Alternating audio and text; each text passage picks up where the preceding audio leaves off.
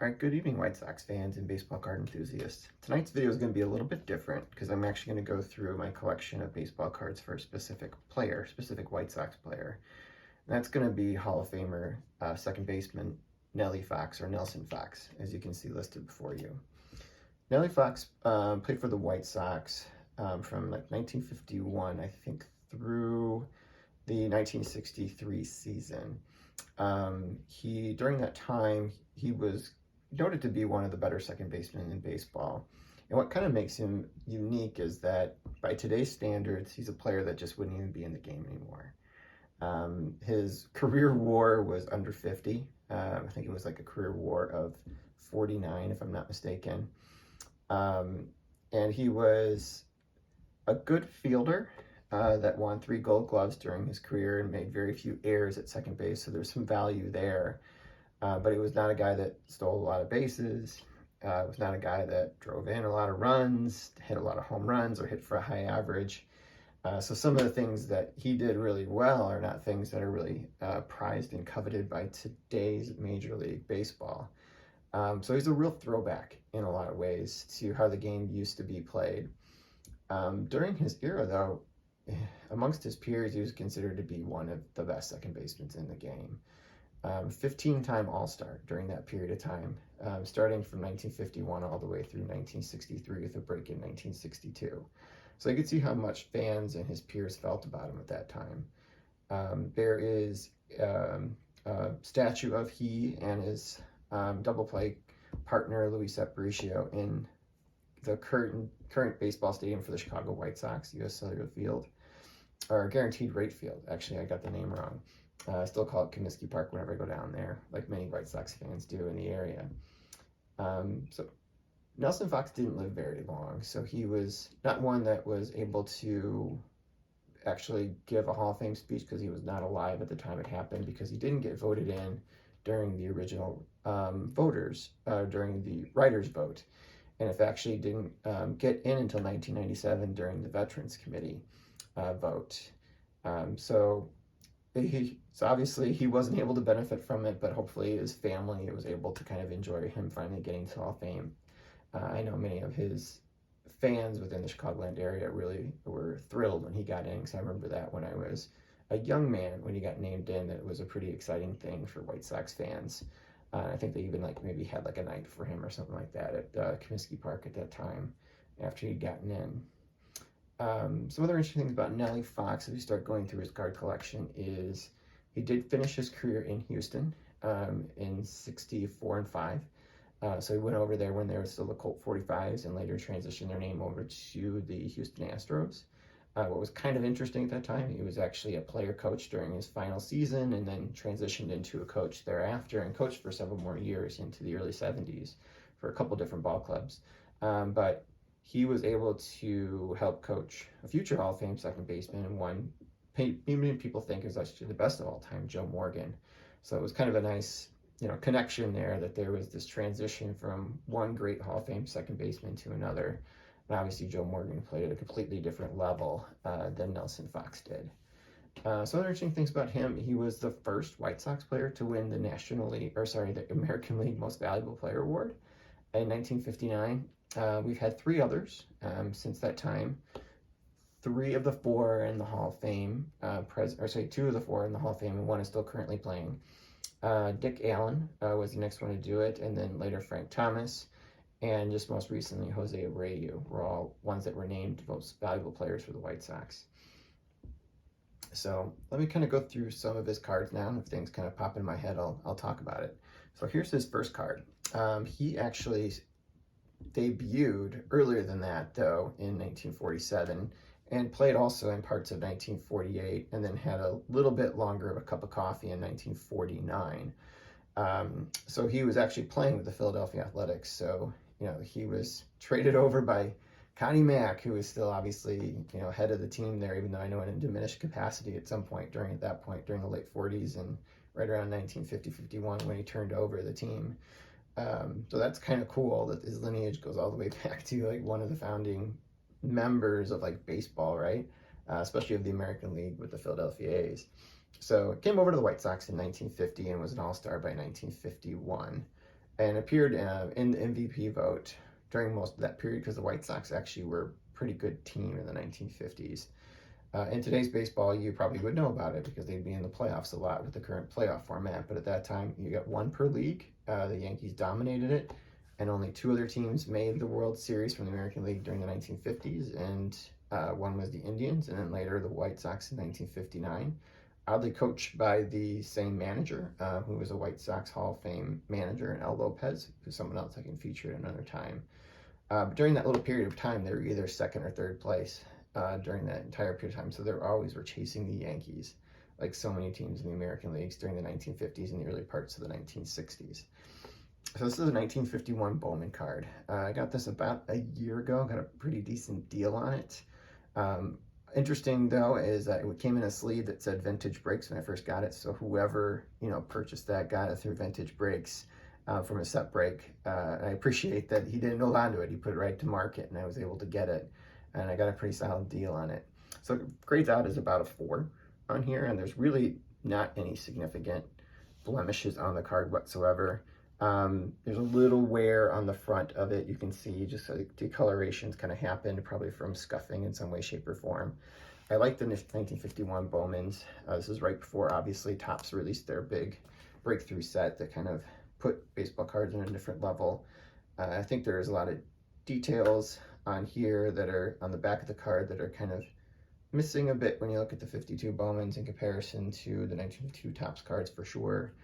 But even missing a bit from like the 1951 Bowmans and some of the previous editions of it before then. So this is actually one of 3 Hall of Famers from this set, I believe. 2 of which I probably will never lay a finger on. One would be Willie Mays and the other one would be Mickey Mantle. So here's the affordable one people can get if you want to try and get a Hall of Fame rookie card from the 1951 Bowman set. I'm going to put this in the background this time, kind of keep it into the picture. So a few other cards I've been able to get on Nelson Fox over the years. I'm not totally focused on building his collection. At some point I might want to just finish off the run because I'm getting pretty close. So he did not appear in a Topps set until 1956, so he was strictly a Bowman product, and I just have 2 of his Bowman cards, one being the 1953 Bowman Color set, which is one of my favorite sets from the 1950s, as many other collectors as well. Shot was taken in Yankee Stadium. You can kind of see the old Yankee outfield at the old Yankee Stadium before they actually redid it in the 1970s. So it was one that's completely unfamiliar to me. Other than I've seen in pictures and in old black and white TV reels and things like that, and movies that are available on YouTube and things like that. But it does take you back when you take a look picture of this. Can you kind of see the uniforms, the big bulky wool uniforms that they probably wore several times before they actually had them replaced or repaired. So it's just totally a throwback right here, kind of looking at a card like this. And I really enjoy this one. It's not the best condition, but the picture and the image really does kind of come out on it. And then briefly, you can see the back of the card. This one's got some actually decent staining on the back of the card for whatever reason. So it also kind of brought down the grade, and there's actually a crease in the card that you'd see if you were closer up to it. So we'll put this 52 or 53 color in the background now. Another graded card I have of his, hopefully you can kind of get this in the frame, is actually his first Topps card. So as I mentioned, he had an exclusive contract with Bowman, so he couldn't be on a Topps product until Bowman went bankrupt and was bought out by Topps in 1956. So I recently picked this one up too. It was a card I wanted to be able to pick up. There's 3 sets from the 50s that I'd like to be able to get every White Sox Hall of Fame card from at some point, one being the 1953 Bowman Color, another being the 1956 Topps set, and then finally one being the 1953 Topps set. So fortunately, it's not a long list. So we don't have a lot of Hall of Fame players during that time period. Nellie Fox is going to be one that's going to be featured in most of those sets, and then obviously our new Hall of Famer, Minnie Minoso. I really like this one. I like the horizontal design of 56 Topps. That set speaks for itself. It's one of the most popular sets in the hobby. And it's just, Topps just did an amazing job when they were trying to compete with other set designers and manufacturers. The backs have these great comics on them that they became known for and still do to some extent even to this day. and then a stat line below. And the full stat line is obviously going to be in like 1957 tops and from some of the series of tops thereafter. So that is the 1956 tops card. So I'll put this one off to the side, put it in front of Frank and keep it in frame, but we'll let it be horizontal still. And the final graded card I have is actually his 1958 tops card. This one I just randomly got on a good deal on it when it came up for auction. I probably ideally would have wanted it better than a 3, but the price was really good to beat. It looks really great. As you can see, the corners don't look too bad. The centering's a little bit off. There's a crease in the corner, which obviously brought the grade down. But another cool kind of image on there. As you can see, obviously he's kind of doing a similar thing as he did on the Bowman card here. It'll be a theme of some of his cards through that period. And then again, back on the design, the back of the card again has those great comics and stat line, as I kind of mentioned when I featured the 56 tops card. And the other ones I have are loose, one of which is actually in a set I put together, which I'll talk about in a future video, when I talk about set collecting and specifically that set. I'm going to stay with 58 and take the 58 Topps All-Star card. This was the first edition of Topps where they put All-Star cards in them. Have many stars from the day, including the very first Topps card of Stan Musial. But the Nellie Fox card, I picked this one up at a good deal. It's got good centering. Really the only thing is like some surface wear on there. As you can see, it's probably been scuffed up over the years by rubbing up against other cards or whatever else it may have been exposed to. But the edges are great. The centering's pretty great on it. And the back, they just have some brief stats on there again, talking about their breakdown of their stats per team and a little bit more information on the player. So the loose card, not sure how to stick that one. Maybe I'll stick it with the 58 graded card. The next one I have is the 61 Topps card. Again, I think I picked this up at a good deal, like probably now like 25 years ago. Probably got it for $1 or so.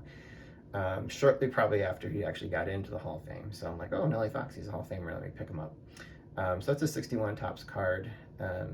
Not too much to write home about. I think about the 61 Topps set. You know, a lot of people love it. Kind of take it or leave it. This image, I think, just kind of makes me giggle a little bit because it looks like he's totally caught off guard when they take the photograph. And he's got that big wad of tobacco in his mouth that so many of his pictures he's featured having. And the 61 Topps card is one of those that does have the full stat line on the back there. You can see his career stats up to that point, which was through the 1960 season. So we'll put that one in the corner here. And then the final one I have is actually his final Topps card, which is the 1965 Topps card. It's a set, obviously, I think a lot of us like. I like the little pennants on there and the big colored photograph that's in there. And obviously the white borders. I'm a bigger fan of like kind of the white borders on there because they don't show the wear and tear as much. But I think they also frame the card and the image pretty well in the way that some others don't. So this is his final season. As you can see, he's a second base coach. This is a season, obviously, where he was filling in for Joe Morgan if need be, as he became sort of the featured second baseman for the Houston Astros during that time. And this one, you're missing everything but his final season, which isn't much because he only appeared in 21 games in 1965 and had 41 at-bats. So it wasn't like he played a whole lot of games during that period of time.